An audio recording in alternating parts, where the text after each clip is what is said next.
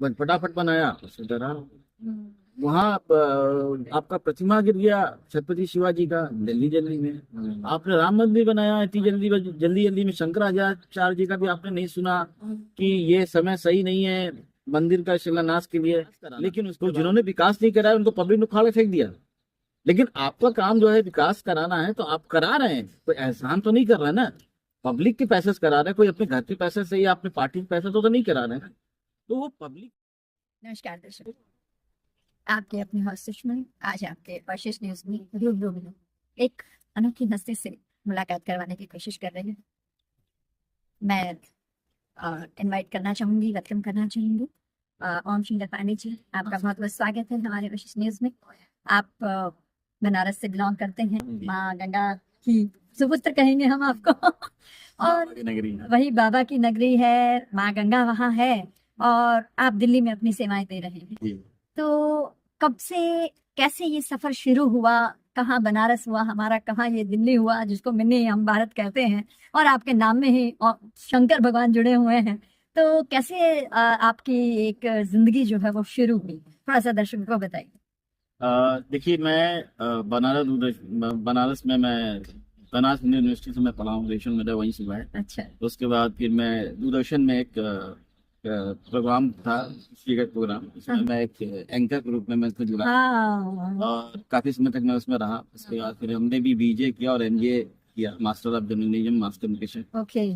फिर इसके करने के बाद फिर नौकरी की तलाश में अपना भरण पोषण की तलाश में फिर दिल्ली आया। अच्छा। और दिल्ली आने के बाद यहाँ मुझे लगा कि स्ट्रगल बहुत लंबा है, हाँ हाँ। समय कम है। हाँ। तो उसके बाद फिर मैंने स्विच किया और मैंने कुछ प्राइवेट कंपनी में काम करना शुरू किया। और उसके बाद आरएसएस से जुड़ा। अच्छा। आरएसएस से, हाँ। और आरएसएस से बहुत पुराना मैं कार्यकर्ता रहा हूँ। और अभी 2024 में जो लोकसभा चुनाव हुआ है उसमें मैं प्रत्याशी के रूप में, निर्दलीय प्रत्याशी के रूप में मैंने यहाँ से चुनाव लड़ा है, पूर्वी दिल्ली से। अरे अरे, यानी कि एक क्षेत्र बनाया है आपने, क्योंकि आप चुनाव लड़ना, वो भी सांसद का चुनाव लड़ना अपने आप में बहुत बड़ी बात होती है। तो एक क्षेत्र आपने बनाया है, लोगों के दिलों में एक जगह बनाई है आपने। तो अभी तो चुनाव का माहौल आ गया है दिल्ली में, और इसी चुनाव के माहौल के बीच में बहुत सारी देश में उथल पुथल हो रहे हैं। क्योंकि 2024 जब हमारी जो भाजपा सरकार है, जिस तरह से वो बहुमत में आई है, सब करके आई है, तो अभी कहीं ना कहीं, क्योंकि काशी का जिक्र आता ही है, और अभी संबल में हम देख रहे हैं कि मस्जिद के की थोड़ी सी सर्वे होना शुरू हुआ, और उसके बाद अजमेर शरीफ में है। तो इस चीज को, मस्जिदों का सर्वे करना और उसका देखना कि उसकी नींव कहाँ से क्या है, तो इस चीज को आप कैसे समझते हैं, कैसे जानते हैं? क्योंकि आप तो बाबा की नगरी से हैं और वहां पर विश्व मंदिर कहा जा रहा है, अजमेर शरीफ में विश्व मंदिर कहा जा रहा है। तो हाँ, ज्ञानवापी मंदिर की बात हो ही रही है। तो कैसे आप देखते हैं कि ये जो सरकार इस टाइम ये जो कदम उठा रही है, तो ये कदम सही है या कुछ इसमें कुछ है जो? देखिए, एक किसी भी काम करने का एक समय होता है। आप किस काम को किस वक्त पे कर रहे हैं तो वो वक्त बड़ा मायने रखता है। तो अगर हम किसी काम को, अच्छे काम को भी हम अगर ऐसे वक्त में करें जिसमें हमको पर्सनल फायदा हो, तो फिर वो काम नहीं कहलाता। फिर आपका वो सेल्फ अपना, आप ये मान चलिए कि मैंने अपने जो है स्वार्थ के लिए वो काम किया, अपने प्रभाव को दिखाने के लिए। ठीक है, हमें जरूरत है, हम हिंदू सनातनी हैं और हमें ये चीज देखना बहुत जरूरी है कि हमारी संस्कृति क्या थी, कैसे थी, ये जानना जरूरी है। मगर अब सडनली एक के बाद एक के बाद एक फटाफट फटाफट फटाफट ये काम जो पहले कभी नहीं था, इतनी जल्दीबाजी में क्यों हो रहा है? एक सवाल ये होता है, कहीं ऐसा तो नहीं राजनीतिक फायदा लेने के लिए? हरियाणा चुनाव, महाराष्ट्र चुनाव और दिल्ली का चुनाव, तो लगातार ये चुनाव जो चल रहे हैं और इस वक्त इस तरह से मुद्दों को खड़ा करना, ये कहीं ना कहीं एक सवालिया निशान है। ठीक है, जानना जरूरी है। जो वर्क ऑफ वर्शिप जो एक्ट 1991 था, उसमें हमें ये अधिकार दिया गया था कि हमें जो भी मंदिर है, जो भी चीज है, उसका जानना जरूरी है। रूपरेखा बदलना नहीं, उसकी रूपरेखा के बारे में जानना जरूरी है।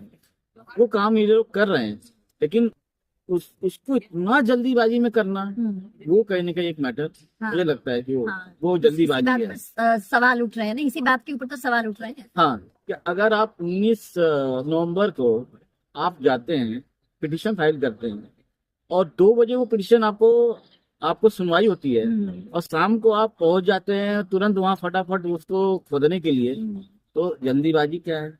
कहीं ना कहीं कुछ न कुछ तो है ना इस मैटर में। ऐसा तो नहीं कि वो रातों रात वो स्ट्रक्चर बदल देंगे या कुछ कर देंगे खुदाई का। तो जल्दीबाजी में देखिए, मैं ये कहूंगा बीजेपी ने जो भी काम जल्दीबाजी में किया है, सारे कामों में कुछ न कुछ कमियां निकली है। आप काम को करो, काम को सपोर्ट हर कोई करेगा, हम भी करते हैं काम को सपोर्ट, क्योंकि विकास का सपोर्ट करना बहुत जरूरी है। लेकिन विकास कितनी जल्दी कर रहे हैं और उसमें क्या गड़बड़ियां हैं, उसको देखना बहुत जरूरी है। अटल सेतु में फटाफट बनाया, उससे डरा वहां आपका प्रतिमा गिर गया छत्रपति शिवाजी का दिल्ली जल्दी में। आपने राम मंदिर बनाया इतनी जल्दी जल्दी में, शंकराचार्य जी का भी आपने नहीं सुना कि ये समय सही नहीं है मंदिर का शिलान्यास के लिए, लेकिन उसके बावजूद भी आपने जल्दीबाजी किया, वहां पानी टपक रहा है। नया सांसद बनाया, जल्दीबाजी जल्दी बना दो, वहां भी पानी। तो ये सब चीजें कहीं ना कहीं चीजें, देखिए मैं ही कहता हूँ कि आपकी नीयत में खोट नहीं है, लेकिन जल्दीबाजी करने का जरूर कोई ना कोई कारण है। ये काम इतनी स्पीड से हो रहा है, इसमें हड़बड़ाहट में क्या शो करना चाह रहे हैं? जनता भी तो ये बात पूछना चाह रही है, जनता भी तो ये बात समझ रही है ना। यही मैं पूछना चाहता हूँ कि आप जल्दीबाजी में करके और माहौल को क्या बनाना चाहते हैं? लगातार जो इलेक्शन चल रहे हैं, और इलेक्शन से टाइम में ये सारी, अब देखिए लोकसभा चुनाव होने वाला था, मई में चुनाव होने वाला था, ठीक है, आपने फटाफट जनवरी फरवरी में उठाया, ये भी करना, और इसका उद्घाटन करना, उसका उद्घाटन करना, ताकि पब्लिक के अंदर आपका आ जाए, लेकिन इसका कोई फायदा नहीं मिला। फायदा देखिए 240 वहां के सिमट गए, फायदा नहीं मिला। पब्लिक भी समझती है आज डेट में सोशल मीडिया और इंटरनेट और आप जैसे पत्रकार जो हैं, वो लोग सच्चाई को एकदम ओपन कर देते हैं। तो पब्लिक के जब दिमाग में चीजें जाती हैं, पब्लिक उसको देखता है ना, तो उसको समझ में आता है कि हाँ जी इसमें क्या है। पहले का जमाना नहीं है कि कुछ ही पता ही नहीं चल रहा, और जो हमने बोल दिया, जो भाषण दे दिया, उसको बंदे ने आत्मसात किया और जाके उसकी फेवर में हो गया। वो नहीं मैटर रह गया। मैटर अब ये रह गया कि आप जो भी करते हैं, आप बोलते समय एक पॉज भी लेते हैं ना, एक अगर आप फुल स्टॉप लगाते हैं, कॉमा भी लगाते हैं ना, उसका भी 100 माने निकलता है। तो आपको उस हिसाब से काम करना है, राजनीतिक फायदा न लेते हुए।